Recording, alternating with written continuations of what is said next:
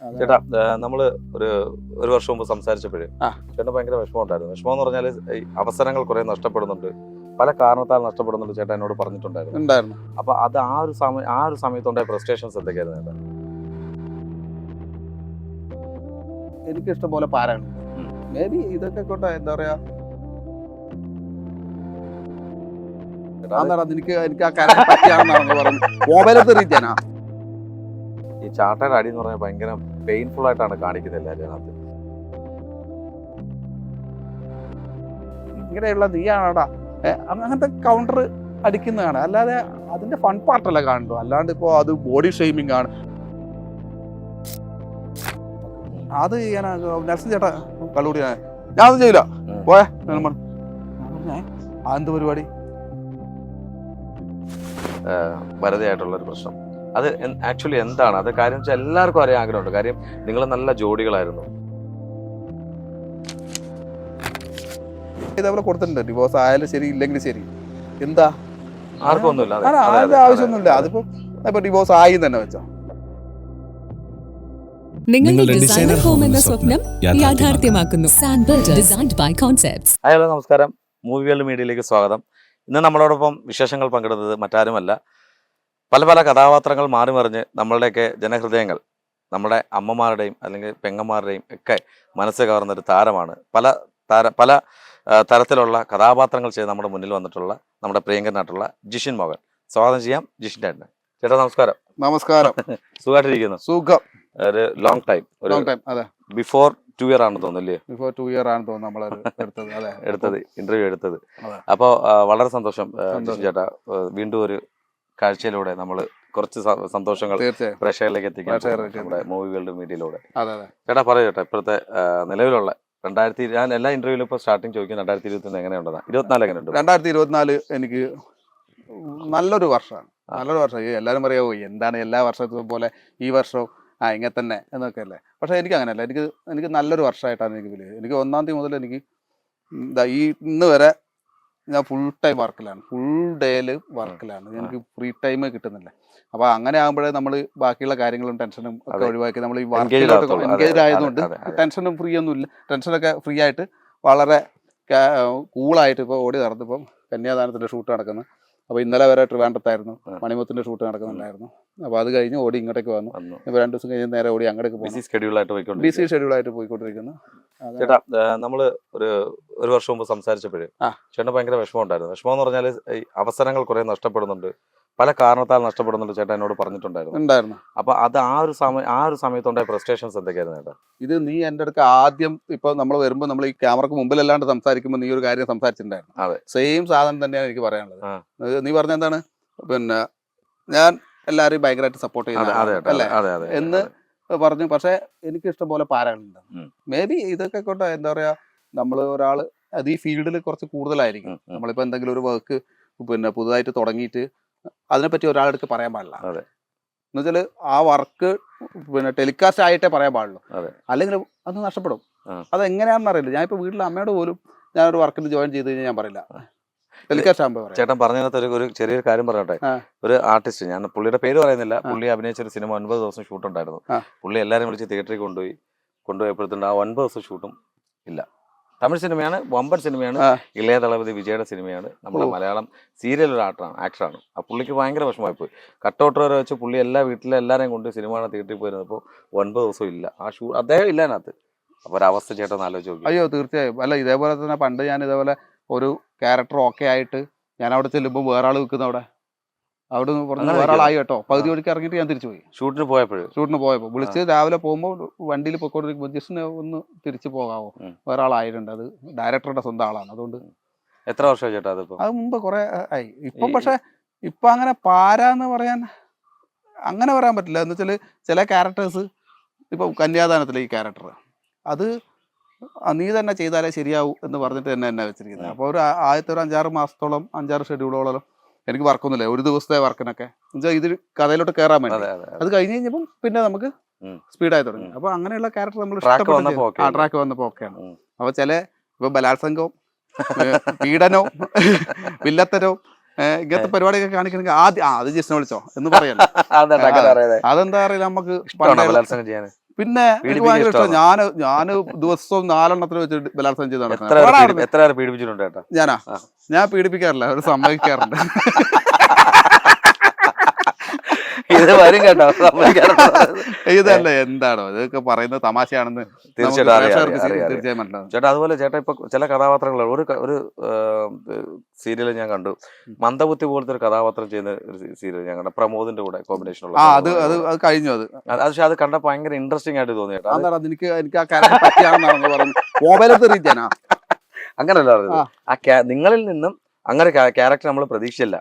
കാരണം വില്ലൻ കഥാപാത്രം ചെയ്യുന്നു, നായകൻ ചെയ്യുന്നു, അതിന്റെ ഇടയ്ക്ക് ചില കിളിപോയ കഥാപാത്രം ചെയ്യുമ്പോൾ അല്ല അത് പ്രതീക്ഷിക്കത്തില്ലല്ലോ ചേട്ടാ. അത് പ്രതീക്ഷിക്കും. അതെങ്ങനെ ആ ഒരു കഥാപാത്രം ചിലത് അങ്ങനെ എത്തിപ്പെടുന്ന ക്യാരക്ടർ ഇങ്ങനെ മാറ്റങ്ങൾ വന്ന് ഇവർക്ക് നമ്മളെ കന്യാദാനത്തിൽ ശരിക്കും ഇതേപോലെ തന്നെയാവും. സൈക്കോ ആയിട്ടുള്ള ക്യാരക്ടറാണ്. അതിങ്ങനെ മാറി മാറി വരും, അതിന്റെ ഓരോ ഡയമെൻഷൻസ് മാറി മാറി വരും. അപ്പോൾ പെർഫോം ചെയ്യാൻ നമുക്ക് ഇഷ്ടമാണ്. ചിലതൊക്കെ നമുക്ക് ഒറ്റ ലൈനിൽ അങ്ങ് പോകും, ഒറ്റ സ്ട്രെയിറ്റ് ആയിട്ട് പോകുന്ന ഒരേ ക്യാരക്ടറിന്റെ ആ ഒരു എന്താ പറയാ ക്യാരക്ടർ ഉണ്ടല്ലോ, അത് ഒറ്റ ഇതായിട്ട് പോകുന്നതാണ്. അത് അപ്പം ഇതാവുമ്പോ ഇങ്ങനെ വേരിയേഷൻസ് വരും, ക്യാരക്ടേഴ്സിന്റെ വേരിയേഷൻ. അപ്പൊ നമുക്ക് ചെയ്യാനും ഇൻട്രസ്റ്റ് ഉണ്ടാവും അതിനുള്ള ക്യാരക്ടേഴ്സ്. അതെ, അങ്ങനെ വരുമ്പോഴല്ലേ നമുക്ക് നമ്മുടെ കുറച്ചുകൂടെ ഇൻവോൾവ്മെന്റും കുറച്ചുകൂടെ നമുക്ക് എന്തെങ്കിലും ചെയ്യാൻ പറ്റും. അതെ ചെയ്തെന്നുള്ളത് വരുന്നല്ലേ? പിന്നെ തീർച്ചയായും ചേട്ടാ. പിന്നെ അതുപോലെ തന്നെ നമ്മളെ ഈ സീരിയൽസിൽ വരുമ്പോഴും ഒരു ആക്ടർ എന്ന് പറഞ്ഞു എനിക്ക് ചിലപ്പോൾ ട്രോള് വരും. പക്ഷെ ഒരാൾ പറഞ്ഞിട്ടുണ്ട്, നമ്മൾ സ്റ്റാർ മാജിക്കിൽ പോയി കഴിയുമ്പോൾ അതില് നമ്മൾ ചെയ്യുന്ന മണ്ടത്തരങ്ങൾ കാണിക്കുമ്പോൾ, അത് എനിക്ക് മണ്ടത്തരമായിട്ട് എനിക്ക് തോന്നിയിട്ടില്ല,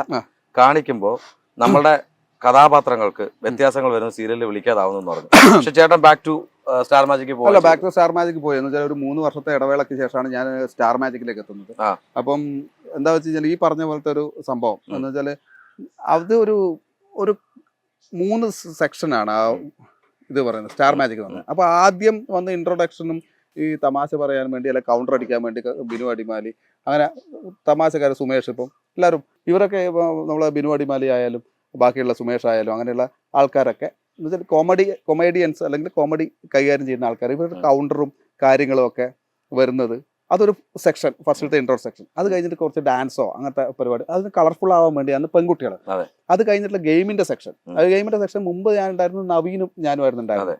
അപ്പോൾ ഒരു ഗെയിമിന്റെ സെക്ഷൻ വരുമ്പോൾ ഞാൻ ഈ ഗെയിം എന്ന് പറഞ്ഞാൽ എനിക്ക് ഭയങ്കര ഇഷ്ടമാണ്. ഞാൻ ഗെയിം കളിക്കും അവിടെ. അപ്പം അതിനു വേണ്ടിയാണ് നമ്മളെ അധ്വാനമുള്ള പരിപാടിയൊക്കെയാണ് നമ്മളെ വിളിക്കുന്നത്. അപ്പം നമ്മളവിടെ ഇവർക്ക് പറയുന്നത് പോലെ ഇപ്പം ലേപ്പൽ വെച്ചിട്ടുണ്ടാവും അവർക്ക്, നമുക്ക് മൈക്കാണ്. അപ്പം പിന്നെ ലേപ്പലും വെച്ചിട്ടുണ്ടാവും. അപ്പം ഈ ബിനുചേട്ടനും ബാക്കിയുള്ളവരൊക്കെ അടിക്കുന്ന പോലെ കൗണ്ടർ നമുക്ക് അടിക്കാൻ പറ്റില്ല. പെട്ടെന്ന് എന്തെങ്കിലും ഓർമ്മ വന്നിട്ട് നമ്മൾ മൈക്ക് എടുത്ത് വെക്കുമ്പോ അത് കഴിഞ്ഞിട്ടുണ്ടാവും. പിന്നെ എന്തെന്ന് വെച്ചാൽ നമ്മൾ എന്തെങ്കിലും ഒരു കൗണ്ടർ പറഞ്ഞാൽ കൊളാവും, അത് വേറെ കാര്യം. എന്ന് വെച്ചാൽ അതിനെ അവിടെയാണ് ഞാൻ കണ്ടില്ല. എന്ന് വെച്ചാല് നമ്മളൊരു തമാശ പറഞ്ഞ് ചമ്മിയാലും അതും കൗണ്ടർ ആക്കിയിട്ട് എടുക്കുന്ന ഒരു പ്ലാറ്റ്ഫോമാണ് ഈ എന്ത് പറഞ്ഞാലും കൗണ്ടർ ആക്കി മാറ്റാൻ വേണ്ടി പറ്റുന്നത്. അപ്പൊ അതിൽ വരുമ്പം ഇവർക്ക് എന്ത് പറയാം. അപ്പം പെട്ടെന്ന് എന്താ പ്രശ്നം എന്ന് വെച്ച് കഴിഞ്ഞാല് ചില നമുക്ക് ഇങ്ങനത്തെ ഇതൊക്കെ പറയുമ്പോൾ മണ്ടൻ കിഴങ്ങൻ എന്നൊക്കെ പറയും. അപ്പൊ അങ്ങനെയൊക്കെ പറയുമ്പം അത് നമുക്ക് ചെയ്യുന്ന നമ്മൾ കുറെ ക്യാരക്ടേഴ്സ് ചെയ്യുന്ന വില്ലൻ ക്യാരക്ടേഴ്സ് ചെയ്യുന്ന ആൾക്കാരുണ്ട്. മെയിനായിട്ട് വില്ലൻ ക്യാരക്ടേഴ്സ് ഒക്കെയാണ് ഞാനും നവി അങ്ങനെയുള്ള ആൾക്കാരൊക്കെ. അപ്പം അങ്ങനെ പറയുമ്പോൾ കാണുന്നവർക്ക് പക്ഷെ അത് അതിന്റെ സെൻസിൽ എടുക്കൂ. എന്ന് വെച്ചാൽ ഈ സ്റ്റാർ മാജിക് ഇഷ്ടമില്ലാത്ത ആൾക്കാരുണ്ട് കുറെ. ഞാൻ ഇതൊന്നും കാണാറില്ല, ചാളി കോമഡി. ആ സ്റ്റാർ മാജിക്കിന്റെ ഒരു പാറ്റേൺ അതാണ്. ആ ഒരു പാറ്റേൺ ഇഷ്ടപ്പെടുന്ന, അല്ലാണ്ട് ഇത്ര ലക്ഷക്കണക്കിന് ആൾക്കാർ കണ്ടിട്ട് അത് അത്രയും ഒരു യൂട്യൂബ് വീഡിയോ തന്നെ അതിന്റെ അടിയിൽ വരുന്ന കമന്റ്സും അല്ലെങ്കിൽ അതിന് ഉണ്ടാവുന്ന വ്യൂവേഴ്സും, ഇത് വേറൊരു ഷോക്ക് കാണുന്നില്ലല്ലോ. എന്തുകൊണ്ടാണ് രാത്രിക്ക് നമ്മൾ ഉറങ്ങാൻ നേരത്ത് മനസമാധാനത്തോടു കൂടി കുറച്ച് തമാശയൊക്കെ കേട്ട് ചളി കൗണ്ടറൊക്കെ തന്നെ സമ്മതിച്ചു റിലാക്സ് ചെയ്യാൻ വേണ്ടി പറ്റും. എന്തൊക്കെ പറയുമ്പോൾ അങ്ങ് ചിരിക്കുക, നമ്മൾ ചിരിച്ചോണ്ട് കിടന്നുറങ്ങാൻ ആൾക്കാർ അന്ന് എനിക്ക് ഭയങ്കര ഇഷ്ടമാണ്. എന്ന് വെച്ചാൽ ഇവരുടെ സ്കിറ്റ് ചെയ്യുന്നുണ്ടെങ്കിൽ അതിൽ കയറിയിട്ട് എന്തെങ്കിലുമൊക്കെ ചെയ്യാൻ എന്നുവെച്ചാൽ ഇവരുടെ കൂടെ നമ്മൾ ഫുൾ പ്ലസന്റ് ആണ്. ഈ ഒരു ദിവസം 2 or 3 എപ്പിസോഡ് എടുക്കുന്നെങ്കിൽ നമ്മളവിടെ ഫുൾ ടൈം ഫ്ലോറിൽ നിൽക്കുവാണ്. രാത്രി വരെ നമ്മളെടുത്ത് ഈ ഗെയിമും ചെയ്ത് ഇവരുടെ കൗണ്ടർ കേട്ട് ഭയങ്കര രസമാണ് ആ ഫ്ലോർ. അതിന് ഇഷ്ടപ്പെടില്ല. ഇപ്പൊ സീരിയൽ ഇഷ്ടപ്പെടുന്ന ആൾക്കാരുണ്ട്, ഇഷ്ടപ്പെടാത്ത ആൾക്കാർ, സിനിമ ഇഷ്ടപ്പെടുന്ന ആൾക്കാരുണ്ട്, ഇഷ്ടപ്പെടും. അതേപോലെ ആ സ്റ്റാർ മാജിക് ഇഷ്ടപ്പെടാത്ത ആൾക്കാരുണ്ട്. അല്ലാണ്ട് അങ്ങനെ സ്റ്റാർ മാജിക്കിനെ കൊണ്ട് വേറെ പ്രശ്നങ്ങളോ കാര്യങ്ങളോ ഒന്നുമില്ല. അങ്ങനത്തെ പ്രശ്നങ്ങളോ കാര്യങ്ങളൊന്നുമില്ല ചേട്ടാ. അതുപോലെ വേറൊരു കാര്യം ചോദിക്കാനുള്ളത്, അതിനകത്ത് ഈ ചാട്ടയുടെ അടി എന്ന് പറഞ്ഞാൽ ഭയങ്കര പെയിൻഫുൾ ആയിട്ടാണ് കാണിക്കുന്നത് എല്ലാവരും. അതിനകത്ത് ചില ആൾക്കാർ പറഞ്ഞിട്ടുണ്ട് അത് പെയിനൊന്നുമല്ല, തെർമോക്കോളിൽ ചെയ്യും. തെർമോക്കോളാണ് ഒടിഞ്ഞു പോകുന്നത്. പക്ഷെ അത് എന്താണ് പ്രോപ്പർട്ടി എന്നറിയാൻ ഒരു ആഗ്രഹമുണ്ട്. അടി കൊണ്ടൊന്നും തോന്നുന്നു എന്നുള്ളതല്ല, ആ പ്രോപ്പർട്ടി ചാട്ട എന്താണ് ആക്ച്വലി എന്താണത്? ചാട്ടവാർ അടി എന്ന് പറഞ്ഞു കഴിഞ്ഞാല് അത് ആ ഗെയിമിന്റെ ഒരു മെയിൻ ഫൺ പാർട്ടാണ്.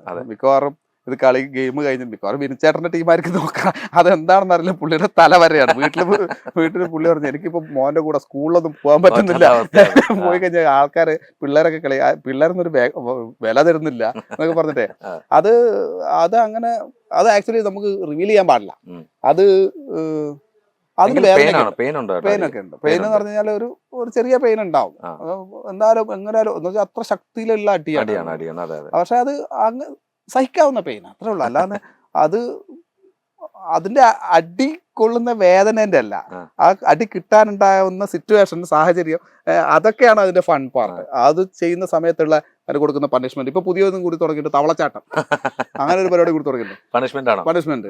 അപ്പൊ അതും കൂടി തുടങ്ങിയിട്ടുണ്ട്. അപ്പം ഇത് നമ്മൾ ഓരോ ഗെയിം കഴിയുമ്പോൾ നമ്മൾ വെല്ലുവിളിക്കും കാര്യങ്ങളൊക്കെ ആയിട്ട്. അതിന്റെ ഒരു സ്പിരിറ്റാണ് അത്.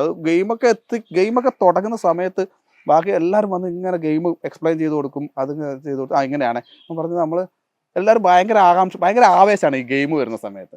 ആ ഒരു ആവേശത്തിന്റെ ഒരു പരിണിത ഫലമാണ് ഈ ചാട്ടവാറടി. അത് വലിയ പെയിൻഫുള്ളൊന്നും അല്ല, എന്നാലും ഇടയ്ക്ക് ചില കിട്ടാറുണ്ട്. ഫ്രോക്ക് ഇട്ട് വന്നു കഴിഞ്ഞാൽ പറയാറുണ്ട് ഈ ഫ്രോക്ക് ഇങ്ങനെ പിടിക്കണം, ഇങ്ങനെ ഒട്ടിച്ച് പിടിച്ചു കഴിഞ്ഞാൽ എന്നാലേ കൊള്ളൂ, അല്ലെങ്കിൽ ഫ്രോക്കിന് പടയെന്ന് താഴെ അടിയുള്ളൂ. അതെ, അപ്പോഴെന്തായാലും ചെറിയ അങ്ങനെ ഭയങ്കര, ഞാൻ പറഞ്ഞില്ല, ബെയറബിൾ, നമുക്ക് സഹിക്കാൻ പറ്റുന്നത്. അതെ അതെ അതെ ചേട്ടാ. അതുപോലെ ഈ കളിയാക്കുന്നത് ബോഡി ഷേമിംഗ് ഒക്കെ ഉണ്ട്. നോബി ചേട്ടനും ബിനു ചേട്ടനാണ് അവിടെ കൗണ്ടറിന്റെ ഉസ്താക്കന്മാര്. അതുപോലെ തങ്കച്ചൻ ചേട്ടനുണ്ട്.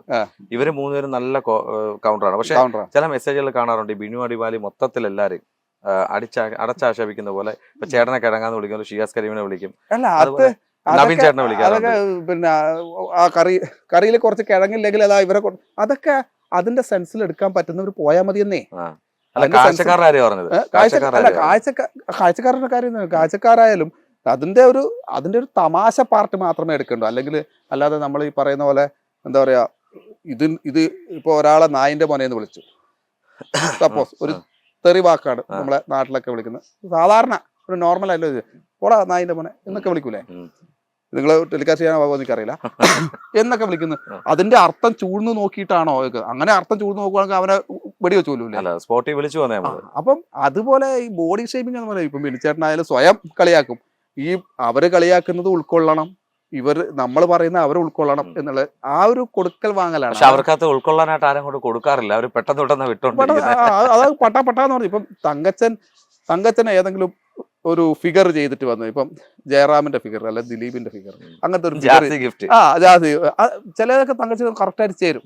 ചിലത് നമ്മൾ വരുമ്പോൾ തന്നെ പറയും ഇത് ഇങ്ങനെയുള്ള നീയാണോടാ, അങ്ങനത്തെ കൗണ്ടർ അടിക്കുന്നതാണ്. അല്ലാതെ അതിന്റെ ഫൺ പാർട്ടല്ല കാണുന്നു. അല്ലാണ്ട് ഇപ്പോ അത് ബോഡി ഷെയ്മിംഗ് ആണ്. ബോഡി ഷെയ്മിംഗ് ഉണ്ടെങ്കിൽ അവര് പറയില്ലേ, പറയുന്നത് ഇവർക്ക് അല്ലോ വേണ്ടേ എനിക്ക് ബോഡി ഷെയ്മിംഗ് ആണ്, എന്നെ ഇത് പറയരുതെന്ന് ഈ വന്ന് നിൽക്കുന്ന ആള് പറയില്ലേ. ഈ അയാൾക്ക് പരാതിയില്ല, പിന്നെ ബാക്കിയുള്ളവർക്ക് പരാതി. കാണുന്നവർ കാണും. പക്ഷെ അങ്ങനെ എന്തെങ്കിലും ഒരു ഇൻസിഡന്റ് ആ സ്റ്റേജിൽ നടന്നിട്ടുണ്ട് ഒറിജിനൽ ആയിട്ട്, അതായത് ഡ്രാമ അല്ല ഒറിജിനൽ ആയിട്ട് നടന്നിട്ടുണ്ടോ ഏതെങ്കിലും ആർട്ടിസ്റ്റ് തമ്മിൽ?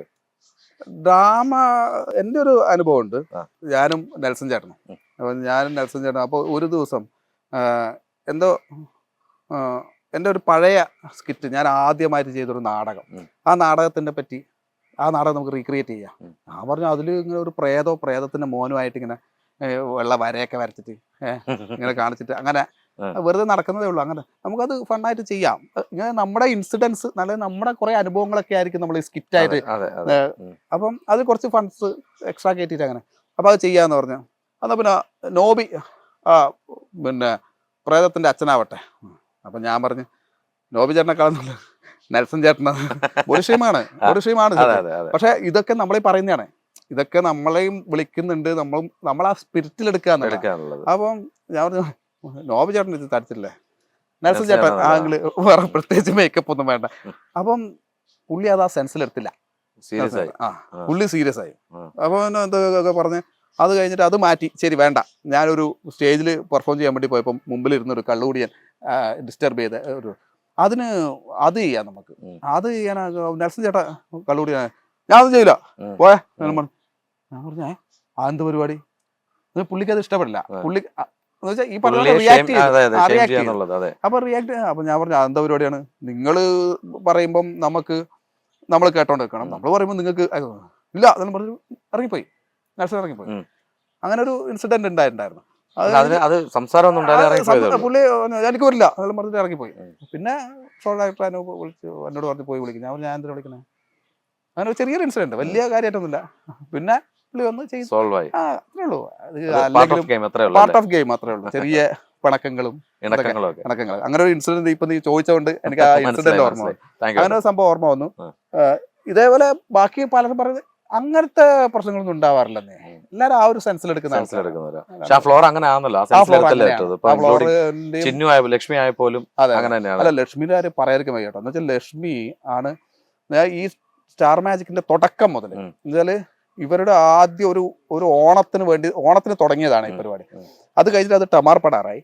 അപ്പം ആങ്കേഴ്സ് ഒക്കെ മാറി 6 പേര് മാറി വന്ന് ഇതിന്റെ അത് ഫുള്ള് കണ്ടിട്ടില്ല ഞാൻ. അതിനിടയ്ക്ക് എനിക്ക് 3 വർഷത്തെ ഗ്യാപ്പ് വന്നു. അതാണ്. അപ്പം ആദ്യം മുതൽ ഉണ്ടായിരുന്നു. ലക്ഷ്മി വന്നതിന് ശേഷമാണ് ലക്ഷ്മിയുടെ കയ്യിലാണ് എല്ലാം ഉള്ളത്. അപ്പോൾ ലക്ഷ്മിയാണ് ഓരോരുത്തരെ എന്ത് ബൂസ്റ്റപ്പ് ചെയ്യണം, ഓരോരുത്തർക്ക് എങ്ങനെ കൊടുക്കണം, അവരെ ചോദിച്ചത് എടുക്കുന്നതും അവർക്ക് കൊടുക്കുന്ന മോട്ടിവേഷൻ അല്ലെങ്കിൽ അവർക്ക് കൊടുക്കുന്ന ആവേശവും ഇതൊക്കെ ആ ലക്ഷ്മി ഉള്ള എന്താ പറയാ, അവളാണ് ആങ്കർ എന്ന് പറയാം. അവളാണ് അതിന്റെ നട്ടല് എന്ന് പറയാം. പിന്നെ അനൂപ്, ഷോ ഡയറക്ടർ അനൂപിന്റെ എന്ന് വെച്ചാൽ നമ്മള് എന്തെങ്കിലും വെറുതെ പറഞ്ഞു പോകുന്നതിലായിരിക്കും പുള്ളി എന്നുവെച്ചാൽ അതൊരു പോയിന്റ് ആണല്ലോ.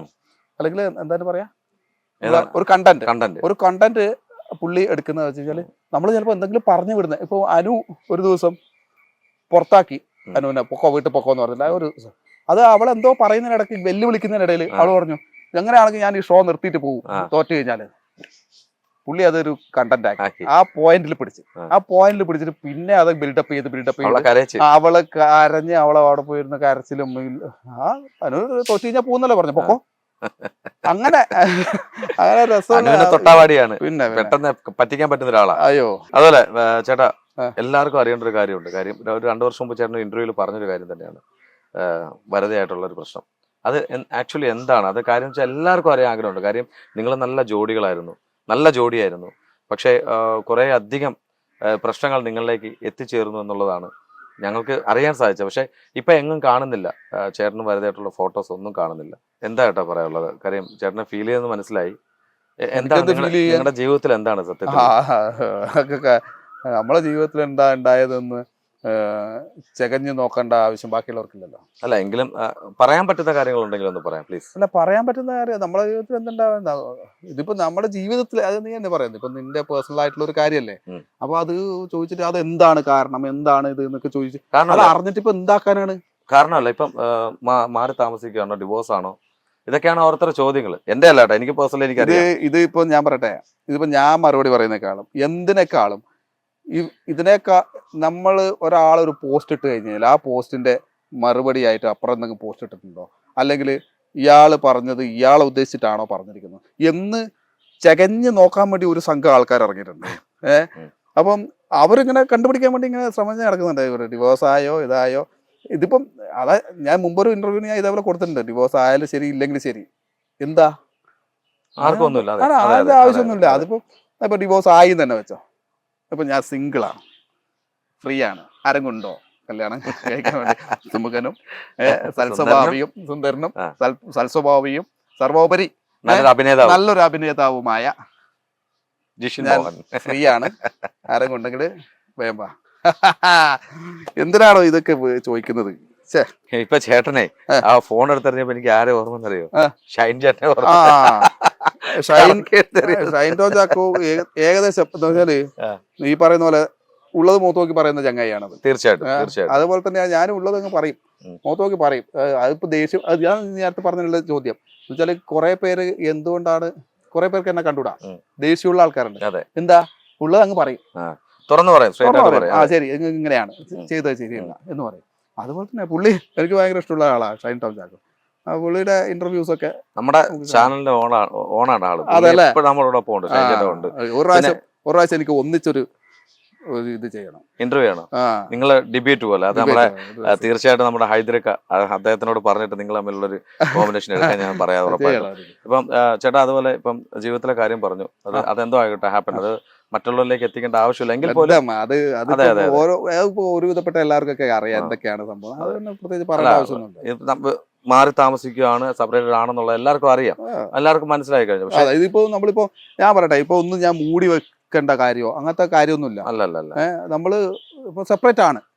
Okay, we are separated and we are divorced. ഇനിയിപ്പോ എന്താ, അത്രേ ഉള്ളൂ. ഓക്കെ, എല്ലാവർക്കും ക്ലാരിഫിക്കേഷൻ വന്നില്ലേ? ഇനി അതിനകത്ത് നമ്മൾ പ്രോബ്ലംസ് അറിയുന്നില്ല, അത് നിങ്ങളുടെ പേഴ്സണൽ ഉള്ള കാര്യങ്ങളാണ്. Doesn't matter. എങ്കിലും ഇപ്പോഴും കോൺടാക്ട് ചെയ്യാറുണ്ടോ, അതോ മെസ്സേജ് അയക്കാറുണ്ടോ? ഇപ്പൊ ചിലരങ്ങനെ ചെയ്യാറുണ്ടോ, അതുകൊണ്ട് ചോദിച്ചതാ. എങ്കിലും ഒരു ഫ്രണ്ട്സ് എന്നുള്ള രീതിയിൽ കോൺടാക്ട് വെക്കാറുണ്ടോ എന്നുള്ളത്? നിങ്ങൾ സ്നേഹിച്ച് കിട്ടിയവരാണ്, അങ്ങനെ എന്തെങ്കിലും കോൺടാക്ട് വെക്കാറുണ്ടോ ഇപ്പോഴും? എന്തെങ്കിലും കുട്ടിയുടെ കാര്യത്തിൽ എന്തെങ്കിലുമൊക്കെ പോയാടാ മര്യാദക്ക് നീ വേറെ എന്തെങ്കിലും ചോദിക്കാൻ എന്തെങ്കിലുമൊക്കെ ചോദിക്കണ്ട ചേട്ടാ. അതെ, നീ ചോദിക്കുന്നത് എന്തിനാന്ന് എനിക്കറിയാം. അവസാനം ക്യാപ്ഷൻ ഇത് വരാൻ വേണ്ടിയല്ലേ. ജിസിനും വരതിയും വേറെ പിരിഞ്ഞു. പിന്നെ ഒന്നാമത് ആ ഒരു പോർഷൻ ഞാൻ സംസാരിക്കാനേ ആഗ്രഹിച്ചു. അത് വേണ്ട. അന്നെ വേറെ കാര്യം ചോദിക്കട്ടെ, നിങ്ങൾ അന്ന് ഐശ്വര്യ കല്യാണം കഴിച്ചേ? ഐശ്വര്യനെ അത് ആ ഫേസ്ബുക്കിൽ കാണാൻ നിങ്ങൾ ഐശ്വര്യ കല്യാണം കഴിച്ചത് മൊത്തം നിങ്ങൾ ഇപ്പൊ എന്താണ് ഐശ്വര്യ ഞാൻ കല്യാണം കഴിച്ചു? എന്താ ഇപ്പൊ അവൾ എന്റെ ഭാര്യയായിട്ട് ഇവിടെ ഞാൻ കല്യാണം കഴിച്ചാണ്? അല്ല, അതങ്ങോട്ട് പറഞ്ഞു, ഞാനല്ല പറഞ്ഞത്. ഞാൻ ഐശ്വര്യ കല്യാണം കഴിച്ചു.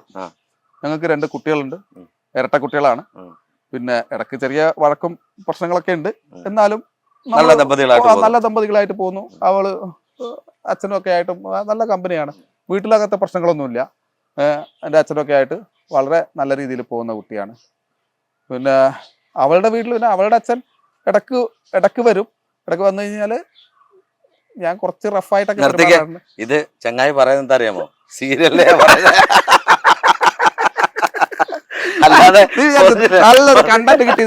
അല്ല, പറഞ്ഞു വന്നപ്പോഴേ എനിക്ക് എന്തോ 2 തൊട്ടിൽ വെളിയിരിക്കുന്നത്.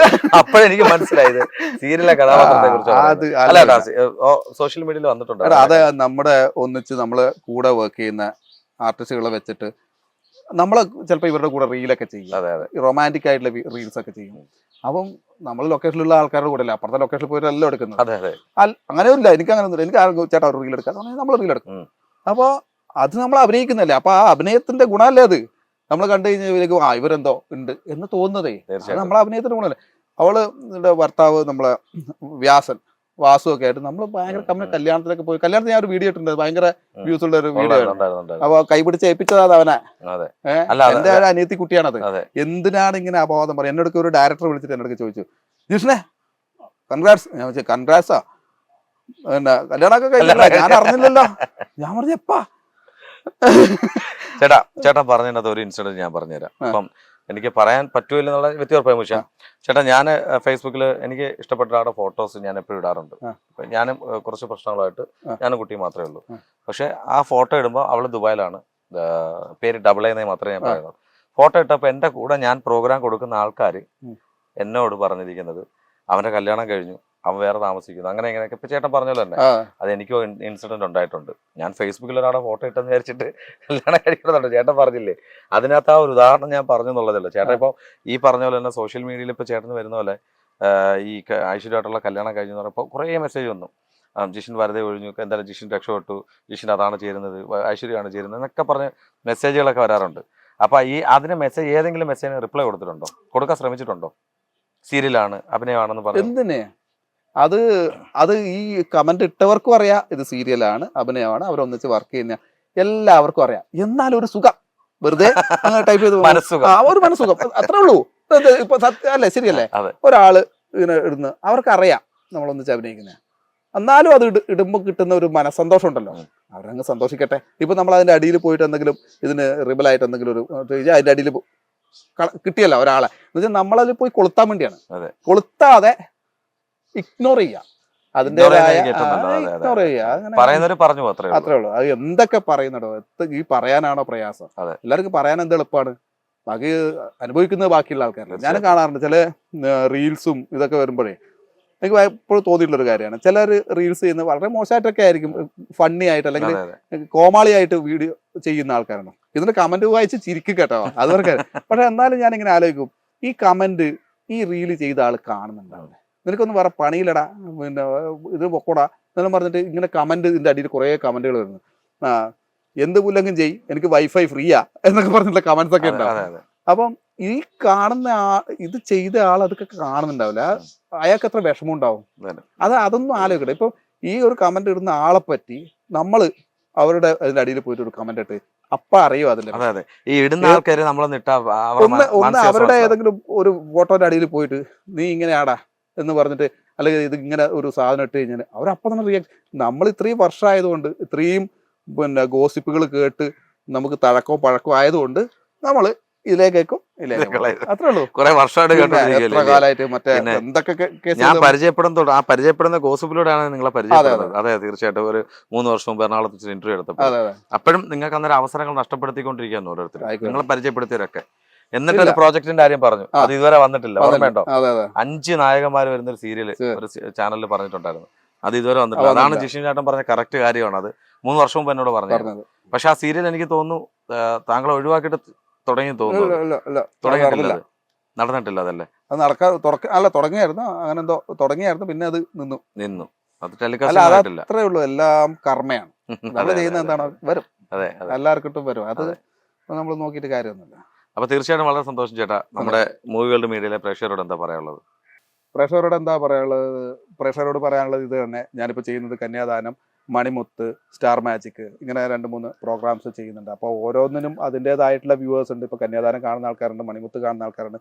മണിമുത്ത് മനോരമയിൽ വരുന്നൊരു സീരിയലാണ്, കുട്ടികളുടെ സീരിയലാണ്. അതിൽ ഈ വില്ലത്തരങ്ങളൊക്കെ ഞാൻ കുറച്ചിട്ട് ഇച്ചിരി ഫണ്ണി ആയിട്ട് അങ്ങനെ ആണ് ചെയ്യുന്നത്. എന്ന് വെച്ചാൽ കുട്ടികളാകുമ്പോൾ കുറേ കുട്ടികളൊക്കെ ആണല്ലോ ഈ സീരിയൽസൊക്കെ കാണുന്നത്. അപ്പം അതിൽ ഇച്ചിരി തമാശയൊക്കെ ആയിട്ടുള്ളതാണ് മഴവിൽ മനോരമയിലെ മണിമുത്ത് എന്ന് പറയുന്ന സീരിയൽ. പിന്നെ അറിയാം, സ്റ്റാർ മാജിക്കിൻ്റെ ഒരുപാട് പ്രേക്ഷകേഴ്സ് ഇത് കാണുന്നുണ്ടാവും. അപ്പം എല്ലാവരുടെയും സപ്പോർട്ട് ഉണ്ടായിരിക്കണം. പിന്നെ ഈ മൂവി മീഡിയ എന്ന് പറയുന്ന ചാനലിലൂടെ എനിക്ക് പറയാനുള്ള പിന്നെ ഈ മൂവി വേൾഡ് മീഡിയ എന്ന് പറയുന്ന ചാനലിലൂടെ എനിക്ക് നിങ്ങളുടെ മുമ്പിൽ എത്താൻ വേണ്ടി പറ്റി, എൻ്റെ കുറച്ച് കാര്യങ്ങൾ സംസാരിക്കാൻ വേണ്ടി പറ്റി. പക്ഷേ ഞാൻ ഇനിയും വരും, ഇനി കുറച്ച് കാര്യങ്ങളൂടെ എനിക്ക് പറയാനുണ്ട്. പക്ഷേ stay tuned, watch movie world media. Thank you. ചേട്ടാ പറഞ്ഞല്ലോ ഇനിയും പറയാനുണ്ടെന്ന്, അതിപ്പം പറഞ്ഞാലോ? ഇപ്പൊ പറഞ്ഞാലാ? ഇത് നമ്മൾ സാധാരണ യൂട്യൂബിൽ ഒരു വീഡിയോ കാണുന്നത് നമ്മൾ ഇത്ര മിനിറ്റ് നേരമൊക്കെ ആൾക്കാർ കാണും, കഴിച്ചിരിക്കും. അത് കഴിഞ്ഞിട്ട് നിങ്ങൾ രണ്ടാമത്തെ പാർട്ട് എടുത്തിടേണ്ടി വരും. സാറില്ല, അത് അടുത്ത വരുമ്പോ പുതിയൊരു വാർത്തയായിട്ട് നമ്മൾ ഇവിടെ തീർച്ചയായിട്ടും നമ്മൾ തന്നെ വരും. അത് വളരെ സന്തോഷം ചേട്ടാ. നീ എങ്ങനെയെങ്കിലും കറക്റ്റ് തപ്പിപ്പിടിച്ച് വരുമല്ലേ? ജീവിക്കണ്ട ചേട്ടാ. എന്തായാലും വളരെ സന്തോഷം ചേട്ടാ. ഒരു മടിയും കൂടാതെ ഒരു ഇന്റർവ്യൂ തരുമെന്ന് വെച്ചപ്പം വളരെ സന്തോഷത്തോടെ തന്നു. അതുപോലെ തരാത്ത ഇന്റർവ്യൂ ആണ്. താങ്ക് യു ചേട്ടാ. പണ്ടേ ഉള്ള സുഹൃത്തുക്കളാണ്. ഒരു എന്താ പറയാ, ഭയങ്കര ഫോൺ വിളിയും അങ്ങനെയുള്ള സുഹൃത്തുക്കൾ. എപ്പോഴും കീപ്പ് ഇൻ ടച്ച് വളരെ നല്ല രീതിയിൽ ഇടയ്ക്കൊക്കെ ഉള്ളൂ. എന്തായാലും വളരെ സന്തോഷം ചേട്ടാ. ഈ 2024 നല്ല പ്രോജക്റ്റുകൾ താങ്കൾക്ക് കിട്ടട്ടെ. അതുപോലെ തന്നെ ഞങ്ങളുടെ പ്രേക്ഷകരുടെ എല്ലാം പ്രാർത്ഥന, ഒപ്പം എന്റെയും അനുചേട്ടൻ്റെ ഒക്കെ പ്രാർത്ഥന കൂടെ കാണും. നല്ല വേഷങ്ങൾ കിട്ടട്ടെ. താങ്ക് യു സോ മച്ച് ചേട്ടാ. Thank you.